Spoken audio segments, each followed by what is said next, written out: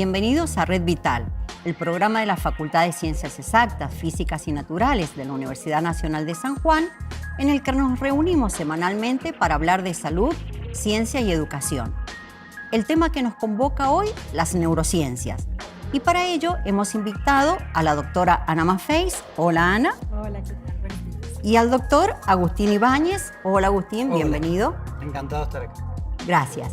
Agustín es sanjuanino y es el director del Instituto de Neurociencias Cognitivas y Translacional, INCIT. Forma parte de INECO, Fundación Favaloro y CONICET. También es docente de la Diplomatura Transdisciplina PINE y cumple con el seminario que reúne las dos diplomaturas, Educación y Tecnología y Transdisciplina PINE. Ambas se dictan en la Facultad de Ciencias Exactas, Físicas y Naturales. Agustín, eso es lo que te trae por aquí, hablar de neurociencias. Sí, además de poder disfrutar de la montaña y el aire sanjuanino. Las neurociencias, como todos lo saben, ¿no? Hay una especie de neuroboom donde las neurociencias se meten a opinar y hablar de todo. Y eso, por un lado, es muy importante y por otro lado, también hay que saber separar, ¿no?, lo que es relevante de lo que no es. Entonces, las neurociencias son una de las áreas donde la llamada neurociencia translacional, que es como la aplicación afuera del laboratorio hacia el mundo real, en la educación ha tenido más impacto, ¿no? Entonces la idea, uno de los temas centrales es poder hablar de la relación entre neurociencia y educación. Y cuando hablamos de neurociencias, ¿a qué nos estamos refiriendo? Bueno, las neurociencias son una disciplina muy nueva, tremendamente nueva. Como tal como existe ahora, no tiene más de 40 años aproximadamente. Básicamente tiene orígenes tremendamente remotos, desde el neolítico, los egipcios, a los persas. En muchas civilizaciones antiguas trataron de entender la relación entre la mente y el cerebro, ¿no? Que eso es básicamente lo que hacen las neurociencias cognitivas, porque hay otro tipo de neurociencias. Tratan de entender, así, haciendo una sobresimplificación burda, ¿no es cierto? Tratan de entender los procesos mentales desde una perspectiva cerebral en combinación con explicaciones psicológicas y sociales, ¿no? Sin embargo, parte de este neuroboom tiene que ver con dos factores críticos, ¿no? Uno es que en los últimos 50 años hemos desarrollado unas especies de telescopios internos de la mente muy potentes, con tecnologías muy avanzadas que no se tenían hasta hace muy poco y que incluso están desarrollándose a una velocidad tremenda últimamente. Eso por un lado, y por otro lado, el esfuerzo transdisciplinario que tienen las neurociencias, ¿no? Son constitucionalmente disciplinas transdisciplinarias, no hay una sola, digamos, formación académica que sea troncal a las neurociencias, y eso le da una potencia explicativa muy diferente de otras empresas científicas. Ana, habíamos estado hablando sobre las neurociencias y habíamos estado hablando también de transdisciplina. Sí. Les recordamos que Ana Maffeis es neuróloga y es magíster en psiconeuroinmunoendocrinología. ¿Qué nos puedes recordar sobre esta transdisciplina? A ver, transdisciplina, y como bien dice Agustín refiriéndose a la neurociencia, más que nada en la psiconeuro, porque se imbrincan las dos especialidades o ciencias y una abraza a otra, ¿verdad? Pero lo cierto es que atraviesa al ser humano desde lo biológico, desde lo psicológico, y tomando a todas las disciplinas que abordan al ser humano, ¿sí? Desde los que estudian la mente o desde los que estudian el cuerpo, ¿sí? Por eso se habla de transdisciplina, porque atraviesa las especialidades y atraviesa nuestro mismo ser. Es la investigación aplicada específicamente al hombre. Y últimamente se habla de neurociencia social. Este concepto, ¿cómo podemos englobarlo para que podamos comprenderlo? Sí, bueno, tiene que ver con un cambio en una tradición, ¿no? La concepción de mente típicamente occidental, que transmitió la llamada ciencia cognitiva, revolución cognitiva, computacionalismo, cibernética, etc., tienen que ver con una perspectiva de entender a la mente como una especie de metáfora de la computadora, ¿no? Esta metáfora nos ha ayudado a entender muchas cosas, como la memoria, la atención, la inteligencia, pero como toda metáfora ha ocultado otras cosas. En la década del 90, sobre todo, hubo un movimiento muy grande centrado en la Universidad de Chicago con John Cacioppo, que empezaron a mostrar que básicamente el cerebro es un órgano social, socioafectivo, que está situado en un cuerpo, en una cultura, y que hay una neurobiología del apego, que hay nuestro cerebro está de alguna forma precableado para la prosocialidad, para la interacción social. Y esto cambia radicalmente, por ejemplo, las cosas que pensamos acerca de qué nos hace humanos. La toma de decisiones. La toma de decisiones ha sido, por ejemplo, ¿no?, tradicionalmente pensada como un proceso de cálculo de probabilidad y riesgo, ¿no? Está bien, pero nunca usamos solamente cálculo y riesgo en la toma de decisiones cotidianas. Usamos sesgos, usamos intereses sociales, vínculos, afectos. Los afectos nos dan como atajos al momento de decidir, que a veces son malos, a veces son buenos, depende del contexto, ¿no? Y esto, de alguna forma, la neurociencia social entonces estudia las bases cerebrales de la empatía, las emociones, la toma de decisiones sociales, la cognición moral y muchos otros procesos que tienen que ver con la socialización, básicamente.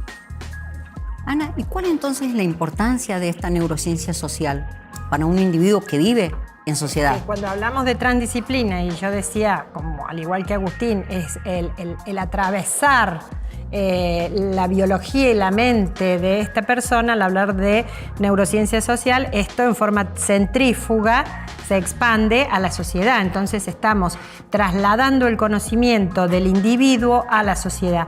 Y es un ser gregario, somos seres gregarios. Entonces actuamos y estamos, como dice Agustín, cableados para actuar en sociedad, ¿sí?, en un conjunto. Y la importancia de la neurociencia social justamente es conocer el por qué actuamos de tal o cual forma, ligado siempre, por supuesto, a una empatía, a un sesgo emocional. Entonces, es importante que nos conozcamos para conocer la sociedad y por qué responde a veces la sociedad de tal o cual manera ante un estímulo determinado. Hoy nos ametrallan con noticias, con violencias. Bueno, debemos aprender a conocer cómo la sociedad responde ante estos estímulos que en general son negativos. A los positivos vamos a responder bien y no nos interesa tanto, pero sí saber cómo se mueve el contexto de decisión social. Y esto se usa mucho también, vos me dirás, sino en la política como un ámbito y en todos los ámbitos sociales. ¿Y cómo aprendemos a movernos entonces con este cambio en las neurociencias? Bueno, creo que el primer paso fundamental es dialogar, poner a gente que trabaja disciplinas muy diferentes a enterarse de qué están haciendo del otro lado. Digamos, eso es fundamental porque particularmente las neurociencias son una disciplina de base experimental. ¿Qué significa eso? Que se trabaja en un laboratorio de 4 paredes aislado del mundo, ¿no?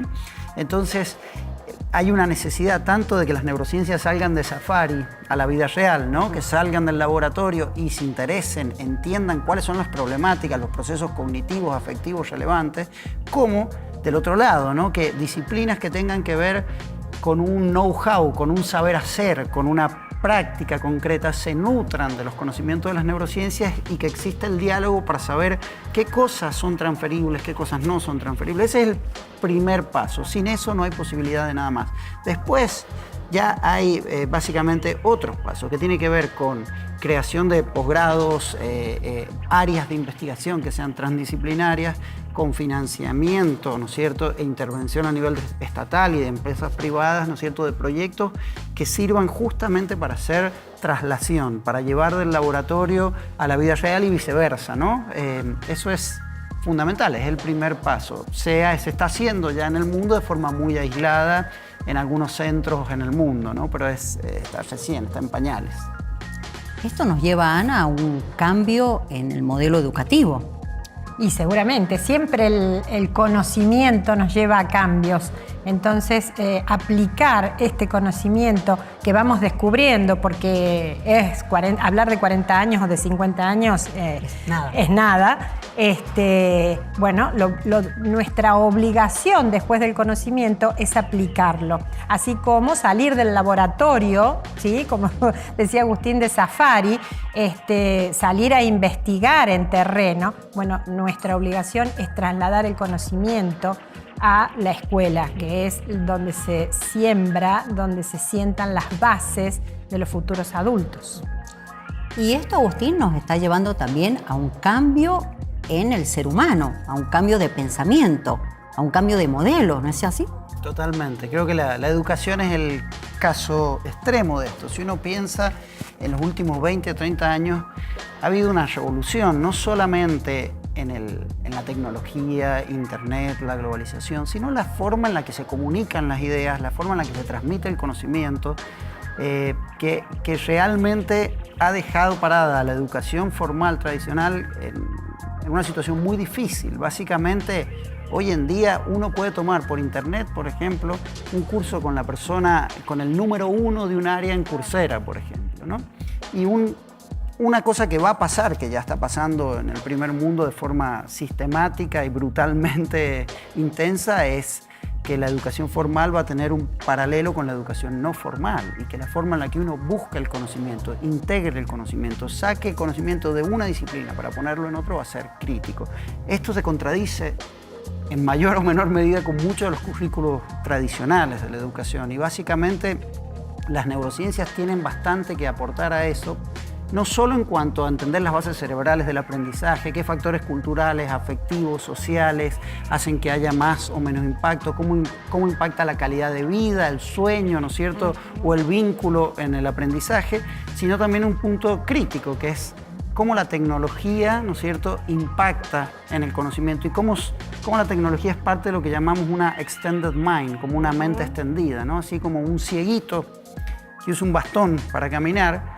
Eso es tecnología. El bastón, el cieguito no percibe la base del bastón en la mano, percibe el mundo externo, percibe la punta del bastón, se extiende, su mente se extiende, ¿no es cierto?, a la punta del bastón. Esa idea de mente extendida es muy importante al momento de considerar la tecnología, tanto en función de los beneficios como de los aspectos negativos que esta tiene, ¿no? ¿Y qué les parece si para introducirnos en el tema de educación y tecnología pasamos a ver un video que hemos preparado aquí en el programa?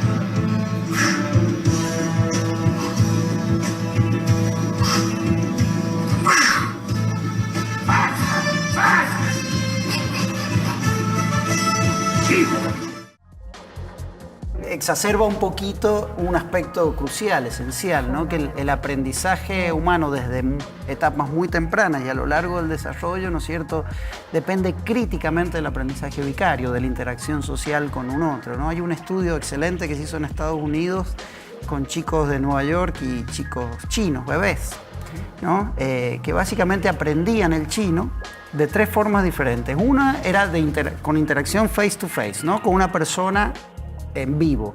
Eso mismo era filmado y se les presentaba a los chicos en una pantalla de televisor, ¿no? Y en otra tercera condición solo el audio, ¿no? Pero el contenido era exactamente el mismo, era todo igual. Bueno, ¿qué se encontró? Que los chicos neoyorquinos podían adquirir fonemas chinos, ¿no?, igual que los chicos chinos cuando la enseñanza era interactiva, cuando era con la persona, ¿no?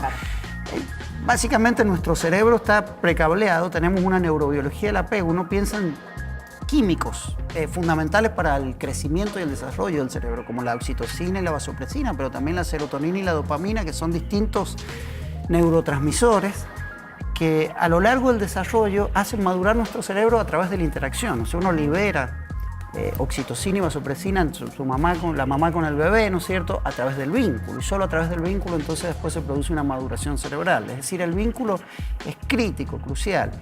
Y creo que de alguna forma este video ejemplifica eso, ¿no? Seguro. Y además la imitación,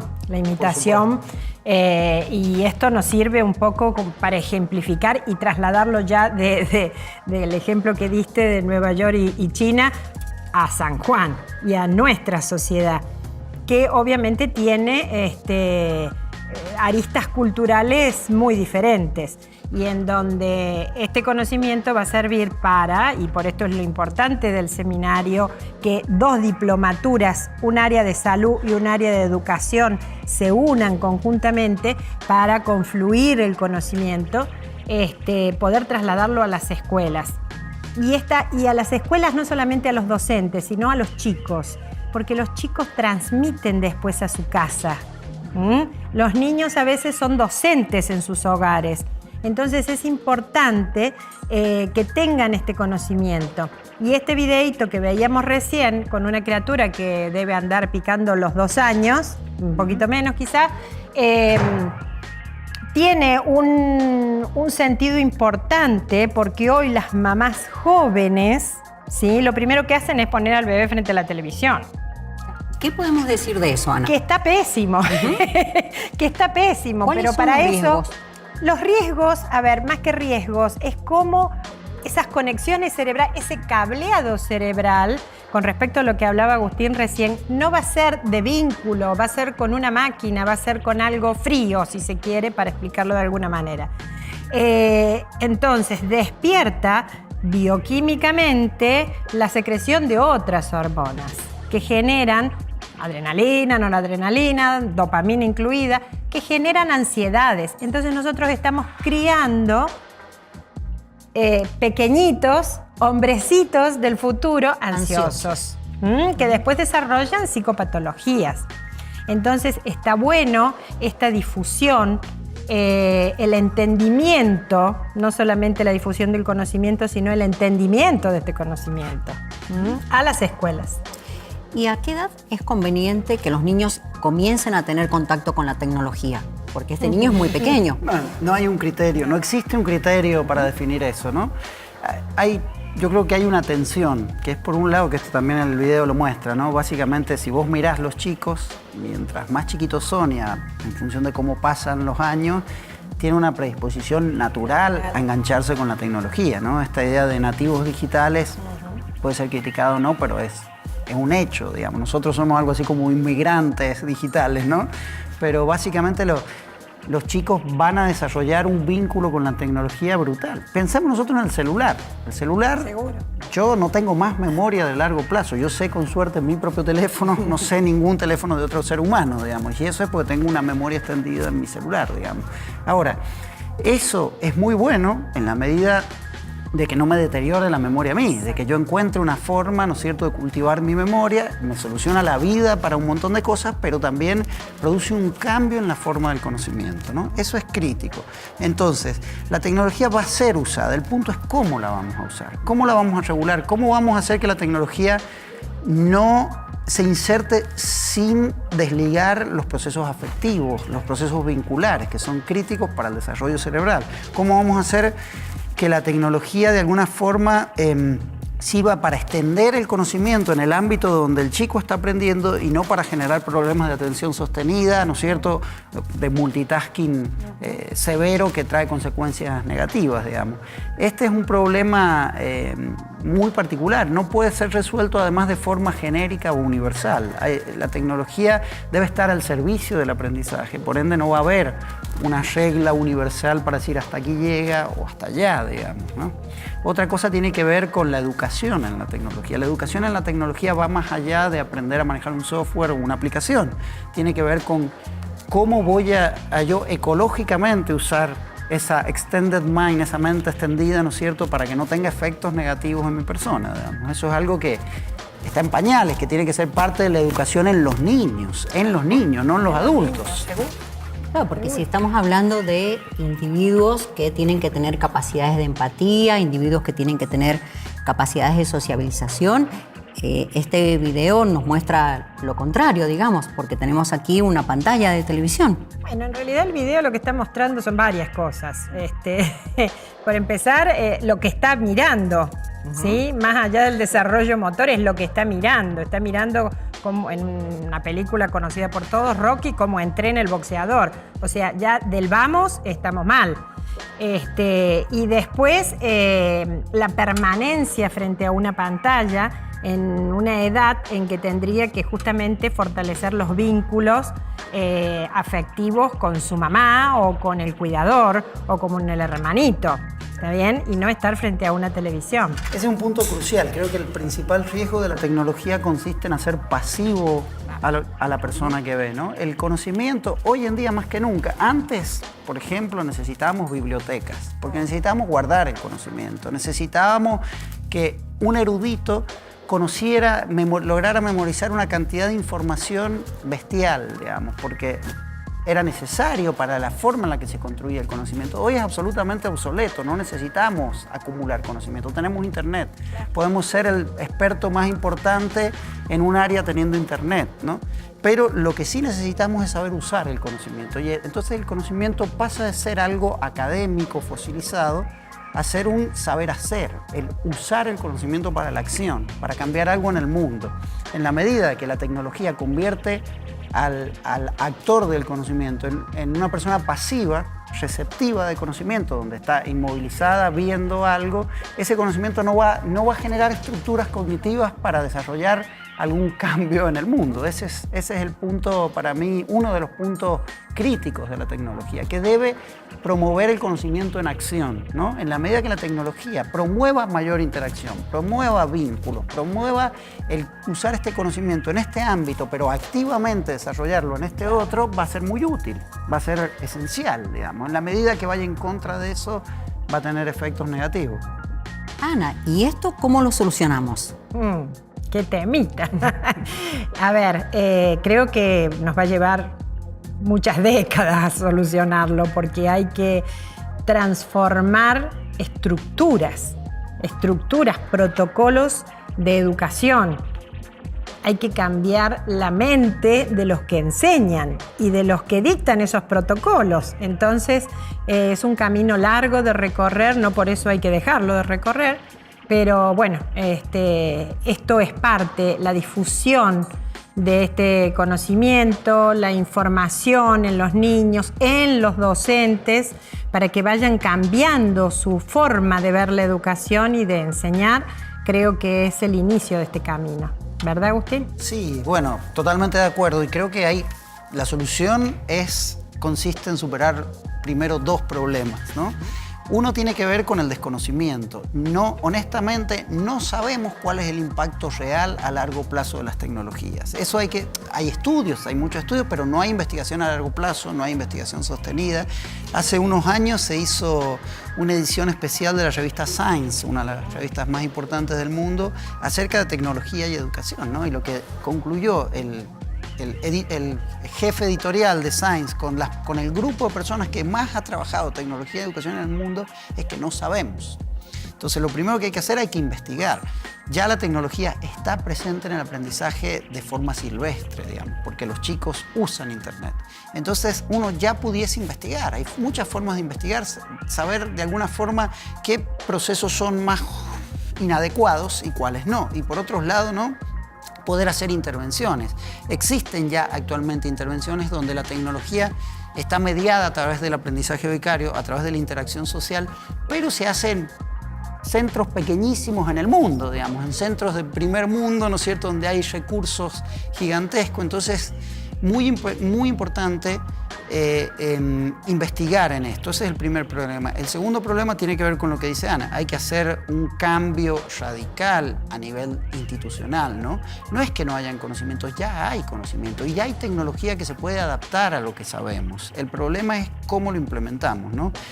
Primero que nada, la educación en Argentina particularmente tiene problemas estructurales, digamos, es decir, que exceden esta revolución del conocimiento, ¿no? Entonces, en la medida que la educación no sea pensada en Alemania, yo trabajé mucho tiempo en Alemania, ¿no? Y en Alemania ser profesor de la primaria es casi ser presidente, digamos. Se valora y se reconoce. Sienta las bases. Totalmente. Y el aprendizaje en Alemania, por citar un ejemplo, ¿no?, es tremendo. Lo que uno aprende en la primaria es crucial. Uno aprende a pensar, aprende a socializar, aprende cosas que después te sirven a lo largo de tu vida. Entonces, lo primero que hay que hacer es revalorizar el rol del educador. Si eso no sucede, no van a haber cambios, ¿no? Segundo es no estigmatizar la tecnología. Hay que saber que porque si uno hace eso, hay una corriente muy fuerte. No se va a poder nadar en contra de la corriente. Lo que sí se puede hacer es encauzar la corriente, ¿no? Entonces hay que ponerse a dialogar con la gente que desarrolla tecnología. Un caso concreto son los videojuegos. Si uno piensa, el porcentaje de estudiantes de doctorado que hay en el mundo es del 0,10% atrás de la coma, ¿no?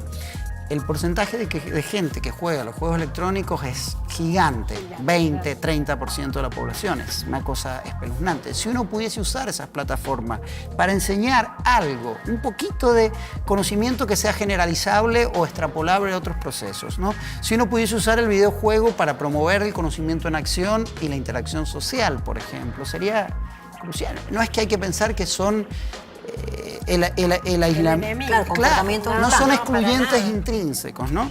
Entonces se pueden hacer muchas cosas, pero no va a suceder nada sin programas gubernamentales y cambios institucionales grandes. Si no, lo que va a pasar es que va a haber una diversificación de los procesos de aprendizaje, ¿no? Que no va a estar controlado y que siempre va a ser desequilibrado. Y que va a ser totalmente desequilibrada, claro, no va a estar regulada, porque los chicos van a hacer uso de la tecnología, querámoslo o no, ya lo hacen. Digamos. El punto es que no vamos a poder, por un lado, usar la tecnología para enriquecer el conocimiento y, por otro lado, poder controlar y manejar ese aprendizaje. De todas maneras, creo que de un tiempo a esta parte hay mucha difusión sobre la educación, sobre las tecnologías, sobre los aspectos emocionales. Creo que se está avanzando, al menos en poner este tema en la palestra y en el conocimiento de todos. Creo que eso es fundamental, digamos, el primer paso. El martes tuve una charla también sobre educación y estaba el ministro de Educación, así que creo que es el momento. Hoy en día las neurociencias atraen la atención y esto puede ser usado positivamente, en el sentido de que se puede generar conciencia de esto, digamos. Y es fundamental y la divulgación es eso, la apropiación social de la ciencia en contra de lo que la gente piensa. No es que la ciencia le transfiere el conocimiento al pueblo. Ese es un concepto tremendamente sesgado. Primero que nada, las preguntas científicas salen de una sociedad, y vuelven a esa sociedad, ¿no? Y segundo, solamente van a tener impacto en la medida de que se vuelvan parte del sentido común de las personas. Imagínate el celular. Si el celular no fuese algo que nosotros damos por descontado, que todos tienen, nunca hubiera tenido un impacto en nosotros. Bueno, la ciencia es exactamente igual. La ciencia tiene que repensarse, ¿no es cierto?, desde el diálogo interdisciplinario. Ana, ¿querés agregar alguna otra cosa? No, simplemente que en el camino de la difusión estamos y se va logrando. Así como ahora, por ejemplo, un ministro estaba en una charla de Agustín, el segundo paso es llegar a estos niveles, que son los que deciden.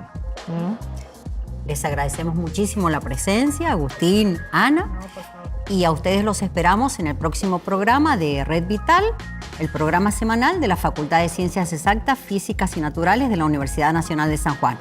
Hasta luego.